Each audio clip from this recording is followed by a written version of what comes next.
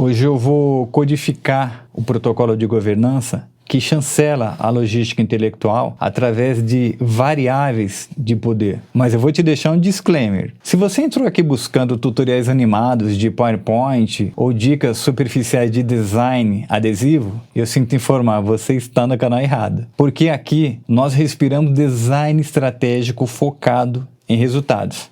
Veja bem, o tabuleiro do alto escalão não consome entretenimento. Se você carece de rigor analítico ou considera a arquitetura de pensamento um detalhe menor, a comunicação de massa continuará domesticando seus resultados.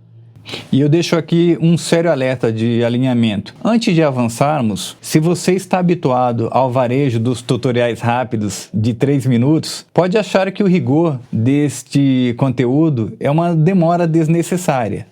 Não se engane, isolar uma ferramenta visual sem conectá-la à engenharia de negócios é uma irresponsabilidade e eu não cometo isso nesse canal. Aqui a estratégia vem antes de tudo e praticamente todas as estratégias estão interligadas nos slides decks. Por isso eu faço questão de frisar essas conexões nos conteúdos produzidos. Afinal de contas, criar um slide isolado, sem compreender as variáveis de risco que estão amarradas a ele, é o caminho mais rápido para passar vergonha no conselho. Portanto, seja paciente com o processo didático, porque o óbvio precisa ser dito se você quer parar de cometer erros primários. E olha, por falar em erros, o maior erro de posicionamento e comunicação dentro de uma corporação é o que eu particularmente chamo de síndrome de Hitchcock. É a tentativa amadora de esconder o dado principal até o final, achando que o decisor tem tempo a perder com o mistério. O profissional comum, quando recebe a responsabilidade de apresentar uma tese de investimento, um plano de reestruturação ou um caso de negócio para a diretoria, ele constrói a sua linha de raciocínio como se estivesse escrevendo um romance policial. Ele inicia a apresentação contando a jornada, os problemas que a equipe enfrentou na coleta de dados, as análises intermediárias, as metodologias de pesquisa, os gráficos secundários, para só revelar a recomendação e o veredito no final, lá pelo slide 35. Essa estratégia pode até ser coerente numa convenção de vendas, por exemplo, mas não faz sentido para os grandes tomadores de decisão. Na mesa de alta decisão, isso não é visto como profundidade, é visto como insegurança ou prolixidade e falta de maturidade executiva. É excesso de ruído para pouca efetividade. O topo da pirâmide corporativa opera sob o modelo top-down, e já falamos muito disso aqui, ou seja, de cima para baixo. Diretores e conselheiros pensam em blocos de alocação de risco e capital. Na verdade, isso significa que se você não apresenta a estrutura do raciocínio e a recomendação logo no início, o cérebro do decisor gasta energia tentando adivinhar onde você quer chegar, em vez de avaliar a viabilidade da sua tese. A propósito, eu mesmo já passei por essa sensação no início da minha carreira. Quando eu tentei vender alguns projetos a diretores de corporações, eu senti na pele a reação da mesa, que foi desanimadora. E o que eu aprendi com tudo isso? Eu aprendi que quando você cria o suspense, você não gera impacto. Você causa irritação e perde o controle da sala. Antes do 5º slide, a máxima tempo é dinheiro nunca fez tanto sentido quanto nessas horas. Desde a antiguidade, com Aristóteles e Cícero, a retórica clássica baseava-se na indução lenta. Ou seja, você constrói o contexto, acumula as evidências, debate as premissas uma a uma e somente no final entrega a conclusão. E esse modelo funcionava perfeitamente quando os líderes tinham horas e horas para ouvir debates no Senado romano. Ocorre que a persuasão ocidental passou por uma ruptura profunda no século XX. O mundo pós-guerra mudou a velocidade do capital. Na década de 1960, com o surgimento dos conglomerados multinacionais gigantescos, os diretores foram soterrados por relatórios imensos e completamente ineficientes, a informação chegava fragmentada e o topo não conseguia decidir a tempo. E foi nesse cenário, em 1963, que Barbara Minto se tornou a primeira mulher com MBA contratada pela McKinsey & Company, em Londres. E ao analisar os relatórios da consultoria, Bárbara decodificou um padrão na psicologia cognitiva humana. A mente processa e armazena informações de foco muito mais eficientes se elas forem organizadas em estruturas piramidais e dedutivas. Ela percebeu, na verdade, que a mente do tomador de decisão funciona como um classificador natural.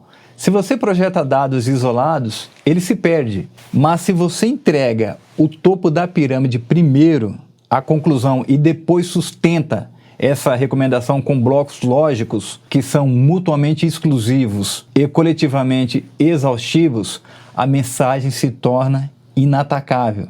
Eu vou deixar aqui um card para você rever um conteúdo onde eu falei muito sobre a Missy. Bárbara Minto transformou a escrita corporativa em engenharia mental. O princípio da pirâmide nasceu não como um formato de texto, mas como uma lei de sobrevivência para o ambiente de negócio de alta pressão. E olha, quando o assunto é sumário executivo, a gente tem que tomar muito cuidado, porque o mercado de comunicação de massa, incluindo os tutoriais do YouTube, tentam domesticar esse conceito, ensinando técnicas de sumarização ou dicas de como encurtar textos no PowerPoint. E, na verdade, não é nada disso. Isso que eles oferecem é o varejo da informação barata. Dos caçadores de like, eles acham que o problema é a quantidade de palavras na tela, quando, na verdade, o problema é a falta de arquitetura de pensamento. No tabuleiro do top management, a estrutura da sua informação tem um vasto poder informativo autônomo. A elite corporativa e os managing partners de fundos de private equity julgam a qualidade da sua inteligência estratégica pela geometria do seu pensamento na tela, antes mesmo de ler a primeira linha de dados. Se o seu slide exibe caixas isoladas, listas de tópicos sem conexão causal orgânica ou gráficos lançados sem uma síntese superior, você está comunicando que a sua estratégia é flácida. Você está forçando o conselho a fazer o trabalho de sua análise que a sua equipe deveria ter entregue pronto.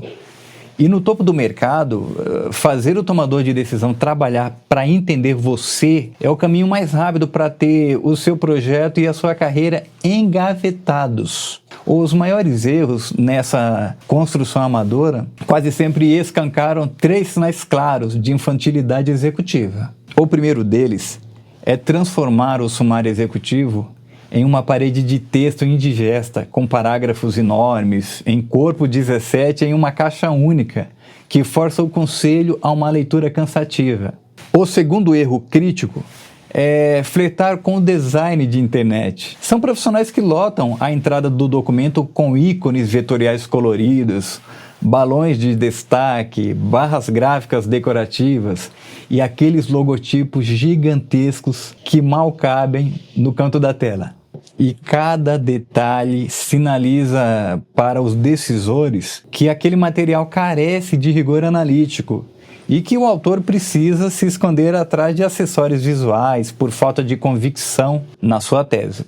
O terceiro e mais grave erro é construir o sumário baseado na subjetividade narrativa, em vez da precisão numérica. É o slide que abre dizendo que a empresa pretende melhorar os processos ou maximizar a eficiência, sem carimbar um único número de margem, investimento ou prazo. Um sumário sem número crítico é apenas um rascunho de intenções vazias. E aqui eu preciso reforçar que existe um desprezo generalizado pelo sumário executivo, inclusive confundindo-o com a agenda. A liderança sênior não consome o processo, ela consome o veredito. E no topo do mercado corporativo existe um abismo intransponível entre esses dois formatos. A agenda é é apenas um mapa da viagem. Ela lista o esforço e olha para o cronograma da reunião, enquanto o sumário executivo tem uma finalidade objetiva crucial. Ele serve para dar previsibilidade imediata ao decisor, funcionando como um indexador de relevância. A principal função dele é responder em menos de 60 segundos se o projeto que você trouxe estabiliza o caixa, mitiga um risco iminente ou acelera o retorno sobre o investimento. O sumário executivo não é um resumo da ópera, ele é a tese de negócios mastigada e estruturada para que o conselho saiba exatamente qual decisão precisa ser tomada, antes mesmo de você detalhar os dados secundários. E olha, presta atenção, se o seu sumário executivo não cumpre esse papel de antecipação estratégica, ele perde a razão de existir. Tem um dado importante. De acordo com a Harvard Business Review, a liderança executiva precisa de apenas 1 minuto para configurar se o seu perfil sustenta um arquétipo de comando ou se você é apenas mais uma engrenagem operacional perdida na pauta deles. É muito importante ter isso em mente, porque se a sua arrancada na mesa exige preâmbulos prolixos ou contextos convencionais, o seu projeto já inicia o jogo sob uma vulnerabilidade neurológica diante de quem veta ou aprova contratos. O alicerce histórico da síntese, ele não se sustenta sem antes passar por uma auditoria rígida de raciocínio. Então, antes de operar o software, seja o seu PowerPoint ou o seu Keynote ou qualquer outro que você desenvolva slides, ou até mesmo antes de definir elementos do layout, a mentalidade do estrategista deve obter a resposta matemática e seca para 3 perguntas invioláveis. Se você não consegue respondê-las de imediato, o seu design será apenas mais um adereço decorativo. A primeira pergunta é: qual é o diagnóstico do caixa? Isolar o cenário bruto, a janela de oportunidade ou o gargalo real que faz o capital da companhia correr risco nesse momento. Se o seu diagnóstico não couber em uma única frase curta, o seu processo de pensamento ainda está confuso. A segunda pergunta é: qual é o veredito de resposta? Trata-se da tese estratégica exata da sua equipe para extirpar a dor apresentada. Não é o cronograma de atividades ou a metodologia, mas sim a solução irrefutável que será submetida à deliberação. A terceira pergunta: qual é a matriz de alocação? Qual o recurso de capital, pessoal ou tempo será exigido do conselho? E qual o retorno absoluto, payback ou retorno sobre investimento que esse direcionamento vai comprovadamente devolver para a sua operação? Do ponto de vista estrutural, a construção de um sumário executivo de elite opera exatamente na contramão do varejo, começando pela eliminação de todo e qualquer ruído visual. Na prática, você abre um slide completamente em branco. Esqueça as molduras padrão, as barras coloridas institucionais ou aqueles grafismos de fundo. A síntese secular exige o vazio para que a informação exerça poder autônomo. Dividido de forma horizontal em 3 colunas perfeitamente alinhadas, essa geometria não é por acaso. Ela força a mente a processar a informação com clareza cirúrgica, criando assim um ritmo visual que prende a atenção pelo essencial. E olha, fica aqui uma dica: em vez de usar caixas de texto isoladas ou caixotes coloridos para separar os assuntos, você utiliza apenas o espaço em branco para criar respiro e separação natural. O alinhamento do texto deve ser rígido à esquerda, preferencialmente, criando uma massa geométrica limpa. Nessa construção, quando vamos falar de tipografia, ela deve ser configurada com rigor matemático. E você não deve se basear nas fontes de preferência pessoal da sua diretoria. Adote uma fonte sem serifa e utilize o peso bold em corpo reduzido, como padrão de 10 pontos, que funciona muito bem para construir o bloco textual. Os títulos de cada coluna são enunciados secos que direcionam o olhar do decisor imediatamente para o indicador daquele eixo. Em relação à aplicação da identidade da marca, aqui ela entra sobre os critérios de Quiet Luxury. O logotipo grande, ele é banido por completo. Entra também uma certa dose de minimalismo. Um outro fator que é muito importante e muita gente acaba confundindo são as cores institucionais. No sumário executivo, elas não servem para decorar fundos ou fazer degradês chamativos. A única função da cor institucional no grid é atuar como ponto de contraste cromático nas métricas financeiras, por exemplo, porque ela acaba destacando o dado crítico contra a massa do texto. Isto é um sumário executivo sob a ótica da The Pitt Firm. Nós seguimos a governança rígida da McKinsey. Não é um capricho estético ou um slide descritivo. É arquitetura de decisão pura. O que decora esse slide é o alinhamento perfeito, a razão dado tinta de Edward Tufte e a densidade da informação. A engenharia desse bloco único é fixa e divide-se nos 3 pilares fundamentais que respondem ao caixa. O diagnóstico é o cenário bruto, a janela de oportunidades e o problema real do mercado. O veredito é a sua tese de resposta estratégica irrefutável. E a alocação, o impacto financeiro direto. Quanto recurso de CAPEX ou tempo isso exige e qual é o retorno projetado? Vamos exemplificar. Se o jogo for uma rodada de captação de Venture Capital para atrair fundos de Private Equity, o seu sumário não traz uma lista de tópicos vazia. Ele crava na tela. Buscamos rodada seed de 5 milhões de reais para acelerar o software Z. Validamos o modelo com 25 clientes corporativos, atingindo 200 mil reais de MRR, projeção de break-even em Q4. Se o ambiente for uma fusão ou aquisição de M&A, o texto assume o controle da governança. A aquisição da Startup X consolida nossa liderança no setor, capturando a 40% de market share imediato. O investimento de 50 milhões de reais será diluído em sinergias operacionais nos próximos 18 meses. A clareza da proposta antecipa a venda. O seu material deve decidir o jogo por pura ausência de atrito cognitivo, antes mesmo de você abrir a boca. O excesso de dados e de páginas nas apresentações corporativas quase sempre esconde a falta de convicção. Quando uma equipe precisa de 40, 50 slides cheios de pirotecnia visual e gradientes coloridos em excesso para justificar o investimento, eles não estão apresentando uma solução. Eles estão transferindo o risco do erro para as costas do diretor. Aqui na The Pitt Firm, nós quebramos essa dinâmica, porque nós não estruturamos o design instrucional para deixar o seu slide meramente estético ou amigável.